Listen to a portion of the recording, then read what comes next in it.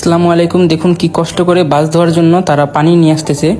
তো বাস ধুইতে হলে যে 2 বালতি 3 বালতি পানি লাগে বিষয়টি এমন নয়। একটি বাস ধুইতে হলে সর্বনিম্ন 8 থেকে 10 বালতি পানি লাগে এবং 8 থেকে 10 বালতি পানি সুন্দরভাবে সাথে সোডা দিয়েও সুন্দরভাবে বাসটিকে পরিষ্কার করতে হয়। কোথায় কোথায় ময়লা লেগে আছে সুন্দরভাবে ডলে মেজে পরিষ্কার করতে হয়। আর একটি বাস ধুইতে সর্বোচ্চ টাইম লাগে 1 থেকে 1.5 ঘন্টা। 20 মিনিটেও বাস ধোয়া যায় শুধু পানি মেরে। বাট দেখতে পাচ্ছেন স্ক্রিনে সেবার গ্রিন লাইনে একটি বাস কত সুন্দর করে ডোলের মাঝে পরিষ্কার করতেছে। মূলত বাসটি হচ্ছে চকচক করার কারণই হচ্ছে তারা চাইলে 20 মিনিটেও বাসটি ধুইতে পারতো, আবার তারা 1 থেকে 1.5 ঘন্টা টাইম লাগিয়েও বাসটি ধুইতে পারতো। দেখুন বাসটি ধোয়ার পর কত সুন্দর চকচক করতেছে। এই বাসটি ধুইতে টাইম লেগেছিল 1 ঘন্টা 9 মিনিটের মতো। দেখুন কত সুন্দর গ্লিজ করতেছে বাসটা।